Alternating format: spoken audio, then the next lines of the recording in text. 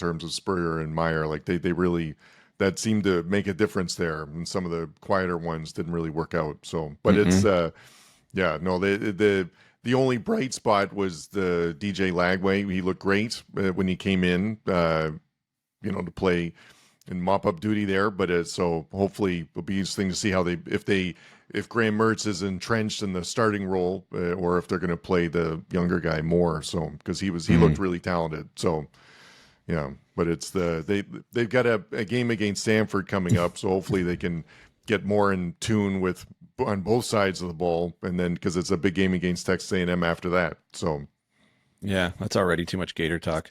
So but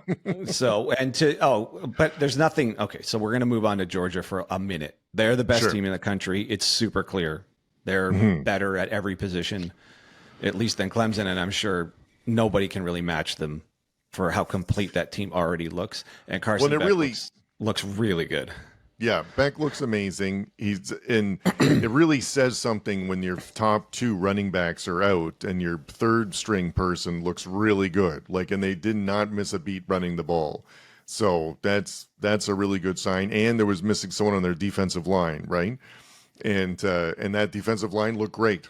So those are really, if you're a Georgia fan, those are really positive signs, because they looked like they were in control of that game the whole time, and there was at no point was there any worry that they weren't going to do well. So no, that's a complete team, a complete program. Like Kirby's got that thing flying. It's just all it's all forward movement with them. I don't see what's really going to whoever's beating them has got to show up with their A+ game. Yeah. If Georgia shows up with their A+ game, no one's beating them.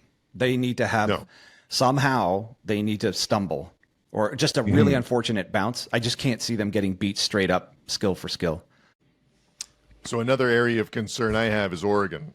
So that was a team that had really high hopes going into this season. They still won the game, so I don't want to overreact in the week one, but Idaho gave them everything they could handle, and which isn't a good sign when considering a lot of teams held serve. Just to use a U.S. Open reference this week, a lot of teams held serve this week. It says Texas, did the part. Ohio State did their part. Like the Ole Miss, Oklahoma, those are the 50-10, the 70-0. Like those, I'm not even going to talk about those games. But it's what really stands out though is when Oregon, who's ranked as high as they are, struggled with Idaho, at Oregon, and they were, and Gabriel, their QB, played well, but to not blow, that should have been a 50-10 game, and it wasn't. And so that's concerning for them, because it was supposed to be the talent difference was significant in Oregon this year, right? Like their talent level was supposed to be just second,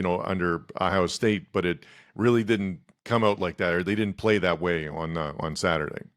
Imagine if they played Georgia, I think we'd get the exact same result as when those two teams played a couple years ago. Just probably would have blown them right off the field again. Yeah, I'm with you. That's if they think they're a title contender, that is not what any of the other title contenders looked like this week. They were the one glaring, weak looking team. Yeah, Michigan struggled a little bit with Fresno, but they're, still did really well, and still, they looked more in control in that game than Oregon did. So that's a difference. Yeah. The other thing I've got some nice, rays of sunshine, things to look for in the future. Kyle McCord was with a QB that left Ohio State, who's at Syracuse now, had a great day, threw for over 350 yards and 4 touchdowns.